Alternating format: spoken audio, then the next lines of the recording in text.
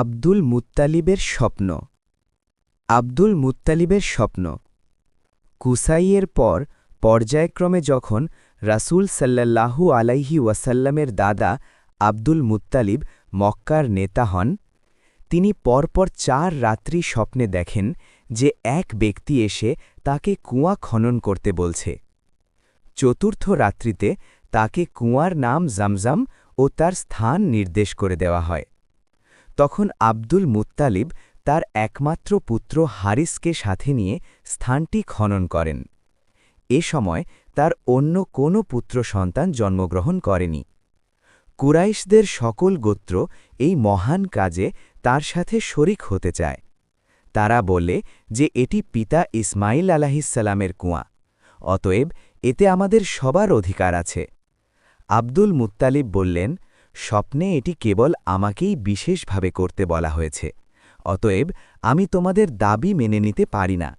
তখন ঝগড়া মিটানোর জন্য তারা এক গণকার মহিলার কাছে বিচার দেওয়ার প্রস্তাব দেয়।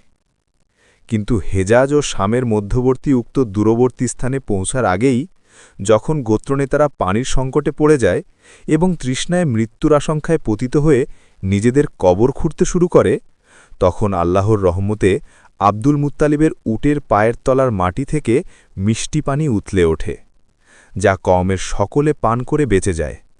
এতে তারা কুয়ার ওপরে আব্দুল মুত্তালিবের মালিকানা সম্পর্কে নিশ্চিত হয়ে যায় এবং তারা সকলে মিলে তার নিকটেই এটি সোপর্দ করে।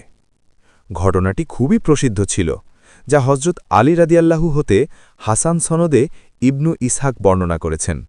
এভাবে পানির মালিকানার সাথে সাথে বনু হাসিমের উচ্চ মর্যাদা ও নেতৃত্ব সকলের অন্তরে দৃঢ় আসন লাভ করে।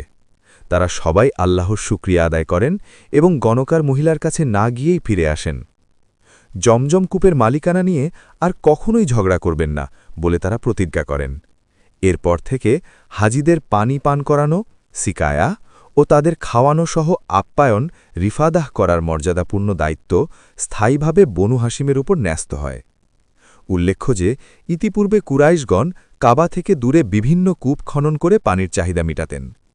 বনু জুরহুম মক্কা ছেড়ে চলে যাওয়ার সময় জমজম কুয়ায় 2টি সোনার হরিণ, বর্ম, তরবারি ইত্যাদি ফেলে যায়। অতপর উক্ত তরবারি উঠিয়ে আব্দুল মুত্তালিব কাবাগৃহ ঢালাই করেন এবং হরিণ 2টিকে দরজার সামনে রেখে দেন, এমন কথা চালু আছে, তবে এটি বিশুদ্ধভাবে প্রমাণিত নয়।